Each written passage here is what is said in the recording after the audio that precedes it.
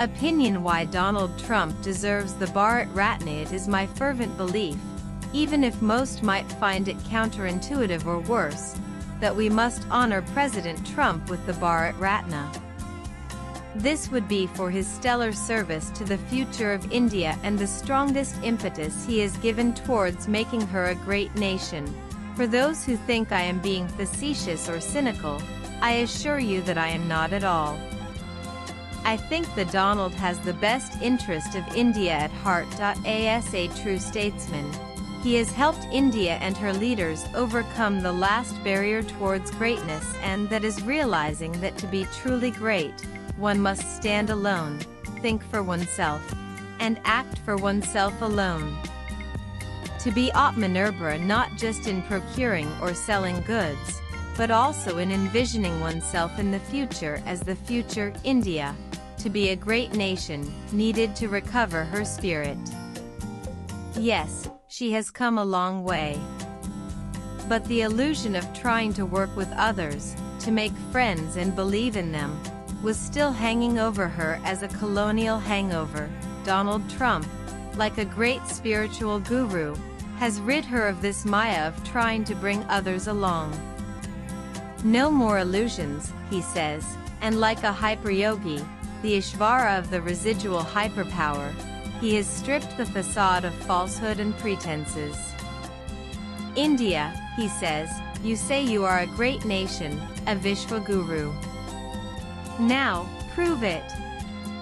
Your gross domestic product GDP by purchasing power parity PPP is nearly 17 trillion.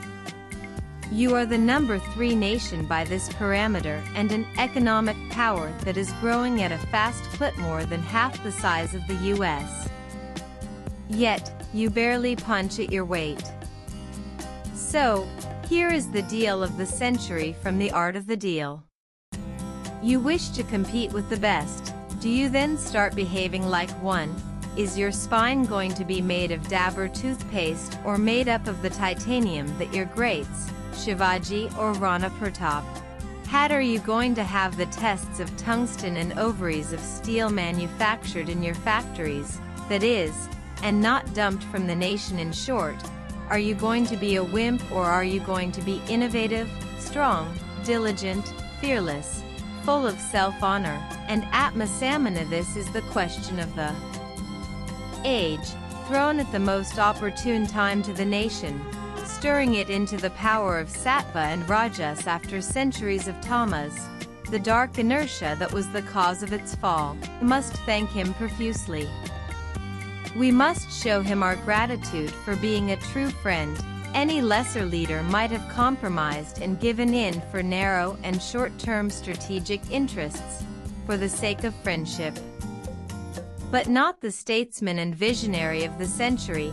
He has performed an incalculable service for us.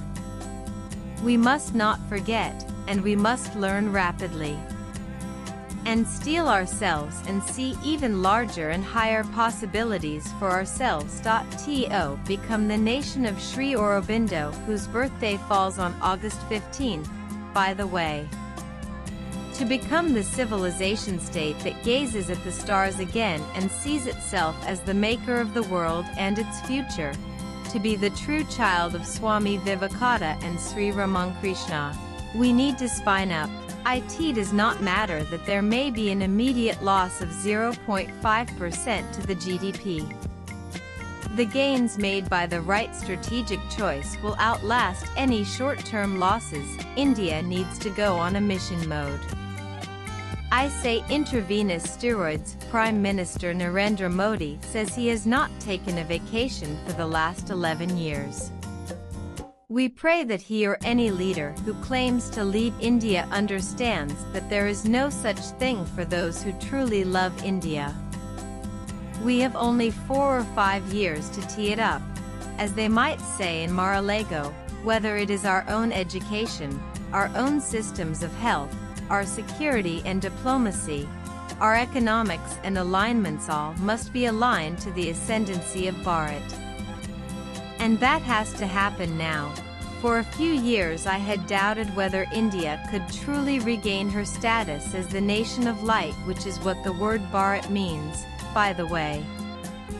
Now, even that doubt has been dispelled by the Zen master. You must thank him and honor him for the kick in the pants, for the final push that makes us fall over the cliff when we have only two choices: either fall into the deadly ravines as a rock, resigned to our fate, or spread our wings and fly. You know what I will be rooting for.